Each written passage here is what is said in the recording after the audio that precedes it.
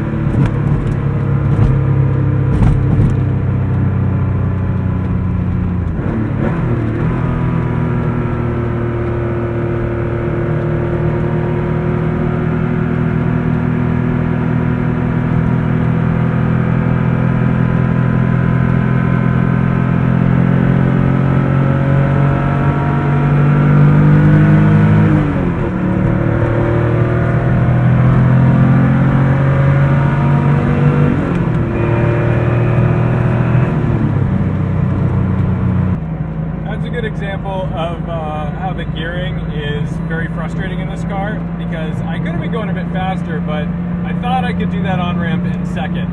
End up kind of at the top of second gear, so I don't want to do that upshift mid-corner in an old Aircooled 911. That's going to get dicey, so you kind of just ride it out. This video is not sponsored, but it has been brought to you by the folks who have helped support this channel on Patreon, link below. It's always surprising how fast this car cruises. Like, I mean, I'm doing 90 miles an hour. It's very comfortable at this speed. Like, obviously, it's a sports car. It was designed to be kind of a high-end sports car at the time. But it's really nice that it can do these speeds and just cruise.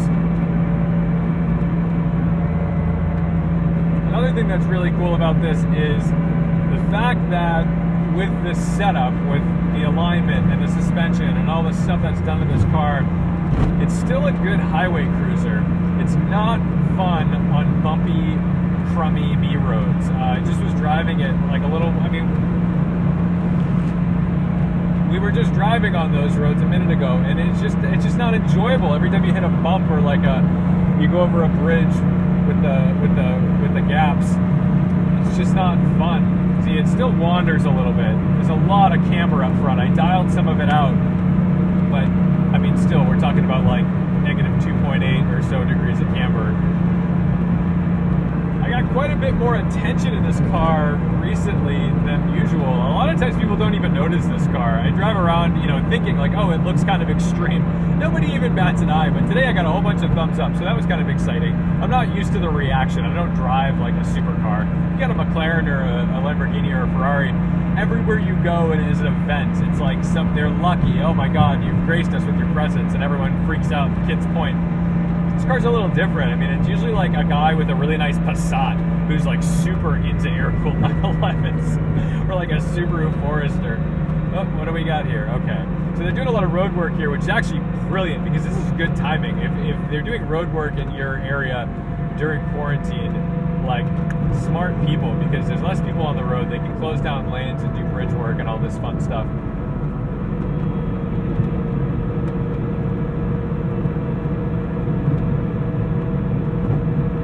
I'm always worried they're going to look at me with a camera on my head and just come after me like, what are you doing, sir? The headlights aren't phenomenal in my car. They're good high beams and the low beams are fine, but like, I don't enjoy driving this car at night for that reason. And I've had them fail on me before because the headlight switch, it's not just this guy over here, it's the high beam, low beam on the blinker stock. There's a lot of wiring in there, and when things burn out or that like little switch breaks, then you just lose everything. And you know, it feels really cheap too. These aren't nice blinker stocks. They feel like broken plastic. They feel like hard Legos that you're like cracking forward and backwards. Like, I try to avoid using it as much as possible. So, you know, even if you are driving and you're like, oh, I'll just pop on the high beams, I can't see as much. Like, you feel like you're about to break something and you might lose the headlights altogether just because you were putting on the high beams. It's not a good feeling. shit, I don't have my Easy Pass.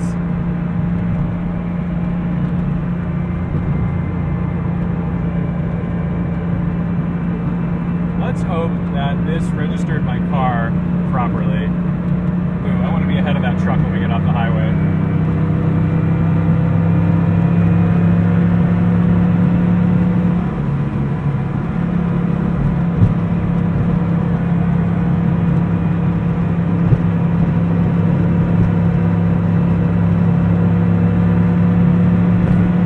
Hopefully there's no cop over the crest of this hill.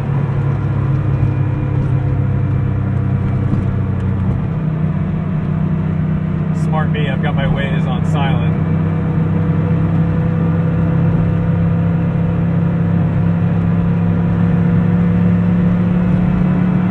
Making me work for it.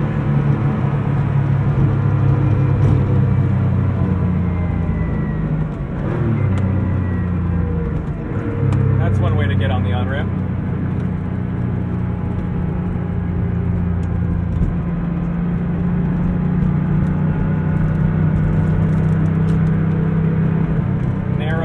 Lets you do fun things. Some bumps coming up that we don't want to mess with.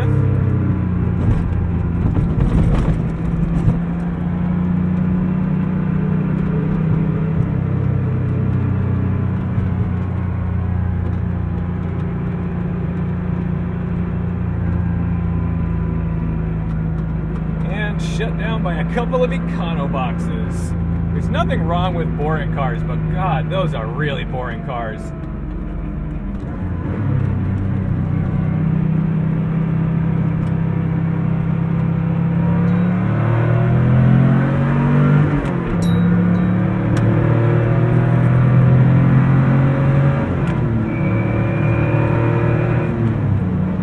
Plan your moves a little bit more in this car than say like the M3, because you don't have a ton of power. You've got to use what you've got, so it's quick enough to get out of its own way, but it's certainly more of a momentum car than a outright speed thing. So I sometimes really have to like reevaluate how much distance I need getting on the highway. You're like staring at the car in the middle lane thinking, can I do this? If you have to ask, don't do it.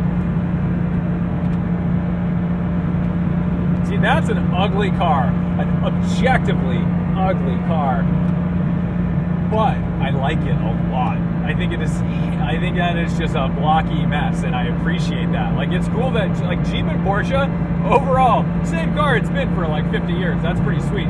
I'm about it. It's fine to make an ugly car. Don't make flat, boring cars though. Bland and ugly, different. I don't know how many times I can say that. This guy room in case he wants to move over for this.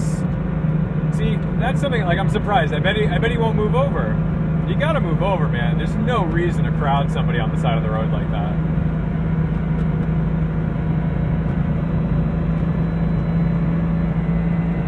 Oh, he's texting. He's not even paying attention.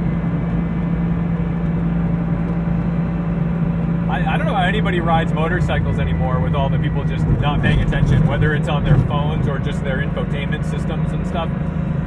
It's dangerous. It's a different ballgame. So even if there's less traffic, that's one statistic that was kind of frightening to me, was that vehicular deaths have not declined even though traffic is 50% of normal during this isolation time. So that means that the death rate is doubled. Because I think people are driving really fast in places that they really shouldn't be driving fast, and they are texting the whole time they do it. So cops, it's changed a lot. When this whole thing first started a couple months ago, you could drive 150 miles an hour anywhere you wanted to go. Don't recommend it, but you could do it. Now, there's cops like lining everywhere, and when they first started, they were out, but they weren't pulling anyone over. This guy's going slow, we're gonna give him the room. When they first started, they weren't pulling anybody over. They were just kind of out making sure that like you knew that they were there, they were going to be around, but the cops didn't want to meet you. They didn't want to breathe near you. They didn't want to catch anything, and they didn't want to spread it. Well, now they're giving out tickets left and right. I see people pulled over everywhere. I think people have learned how to use masks. Very common. So again, if you are getting pulled over, maybe it's a good idea to keep a mask in your car if you're not a mask wearer. I always keep one with me anyway. But just to be courteous to the cops, because I would, if I were a police officer, I would probably be a little more lenient to somebody who's got my best interest in mind versus just sitting there coughing in my face with their window down. Let's get this back in the driveway and hose it down, because I'm picking up bugs like crazy. That's another thing I think is happening during the quarantine, is that there's less traffic, so there's more bugs that don't get murdered by big flat grills. I think the bug population is going to go bananas. It's a little weird. I certainly hope my pasty white thighs are not overexposing anything. Or maybe they're actually acting as a nice reflector and lighting the steering wheel. We're getting a nice little glow and backlight from my legs. Wishful thinking.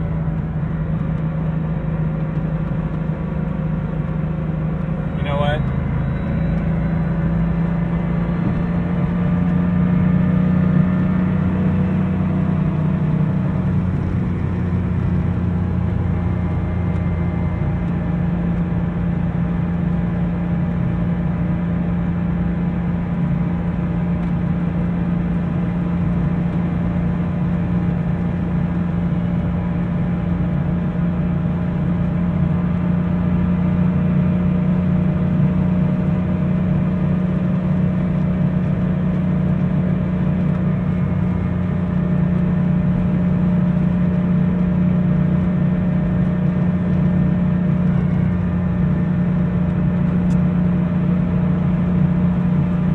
That's both very creepy and very cool.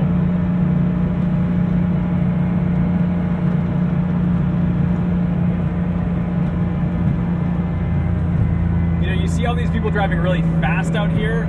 Well, I guess not right here, but a lot of people are driving much faster because there's less people on the road. But the second you get them in a corner on an on-ramp or an off-ramp, they just slow right down. They're doing 120 everywhere, and then you ask them to take a corner, it's all over. We're gonna catch this Highlander in like a second.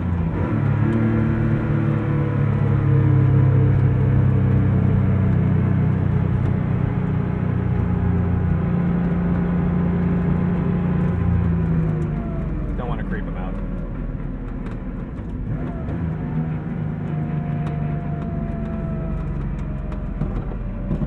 We can get ahead of him. Hear all the clutch chatter?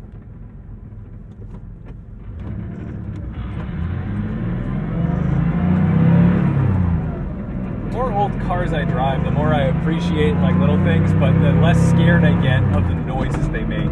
When you first drive like vintage cars, you're introduced to a slew of sounds that are frightening, especially when you own the thing. When you're like responsible for its well-being, you're responsible for maintaining and fixing it if it dies. And if it's a $20,000 engine, that's not a great feeling.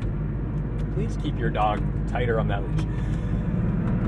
And it's funny because Porsches have always been very clunky and wild, and even in a 991, when you get in the car and drive around in it and you're sitting at idle at a red light, you hear all these noises happening, and that's like a refined new car, and I think that's fun. And the 911R did that to an even more excessive extent, where it had less sound deadening, so you could hear everything. You put your foot into the clutch and let it out. These cars do the same thing. So lately, because I've been doing a lot more work with a client who sells a lot of cars on Bring a Trailer, really like well-sorted classic supercars like the Dino and this 85 Vantage, I think it's an 85, and the DB AR1 that's up right now. Like, I go out and drive these cars, and not necessarily the AR1, that's pretty modern, but the older cars, you start to get used to like, oh, what's that sound? And it can be very frightening at first, thinking like, oh, I hope I didn't, did I do something? And I'm very paranoid. So, when you're out with someone else's car, you treat it with like the utmost respect, and you certainly never want to hurt anything. But a lot of times you're driving these cars for the first time. I'm not a Dino expert. You're like, what's that sound? I've never heard that sound before.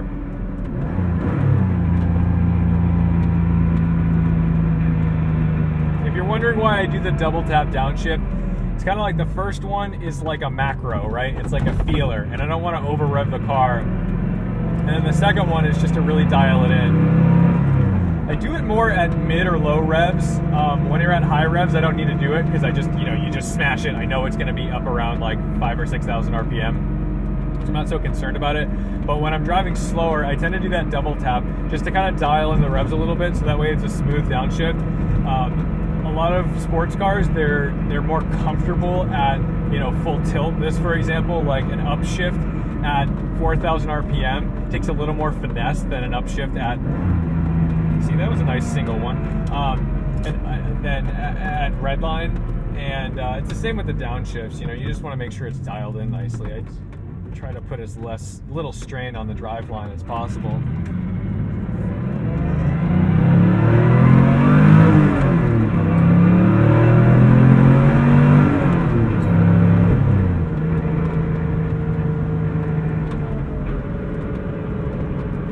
Let's see if he put the power washer away. I hope he kept it out. I would like to use that right now.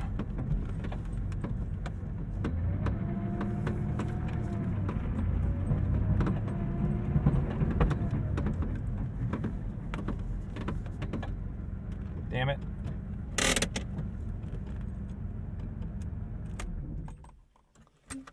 That's it for today's drive. Hit the like button if you like the Carrera content, and as always, don't forget to respect the drive. I'll see you in the next one.